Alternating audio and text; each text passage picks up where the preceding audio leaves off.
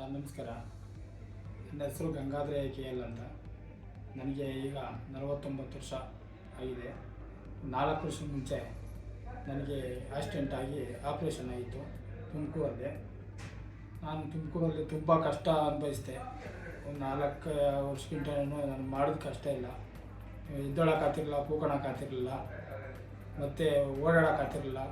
ಊರಾಗೆಲ್ಲ ಜನ ಏನೋ ಕುಂಟ ಆಗೋಗ್ಬಿಟ್ಟಲ್ಲೋ ಆಕ್ಸಿಡೆಂಟ್ ಆಗಿ, ಏನೋ ಓಡಾಡೋಕ್ಕೆ ತೊಂದರೆ ಆಗಿದೆ ನಿನಗೆ ಅಂತ ಅಂದ್ಬಿಟ್ಟೆಲ್ಲ ಇದು ಮಾಡಿರು.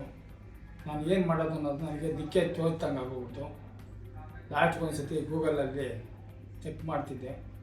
ಹೀಗೆ ಕಿರಣ್ ಚೌಕ ಸಾರು ಅಂತ ಅಂದ್ಬಿಟ್ಟು ಅವ್ರ ಗೂಗಲಲ್ಲಿ ಚೆಕ್ ಇದು ಮಾಡಿದಾಗ ಅವ್ರ ಮುಖಾಂತರ ನೋಡೋಣ ಅಂತ ಅಂದ್ಬಿಟ್ಟು ಹಾಸ್ಪಿಟ್ಲಿಗೆ ಬಂದೆ.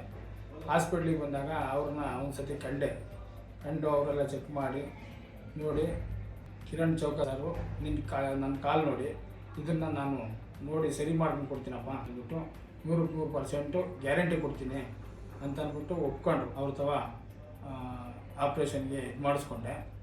ಇವತ್ತು ಆಪ್ರೇಷನ್ ಮಾಡಿಸ್ಕೊಂಡಿದ್ದೀನಿ.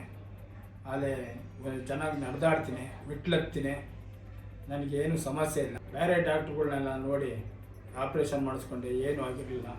ಕಿರಣ್ ಚೌಕ ಸಾರಿಗೆ ನೋಡಿದ ಮೇಲೆ ನನಗೆ ತುಂಬ ಬೆಟರ್ ಆಗಿದೆ. ನನಗೆ ಹೊಸ ಜೀವನ ಕೊಟ್ಟಂಥ ಕಿರಣ್ ಚೌಕ ಸಾರ್ಗೆ ತುಂಬ ಹೃದಯ ಧನ್ಯವಾದಗಳನ್ನು ಅರ್ಪಿಸ್ತಾರೆ.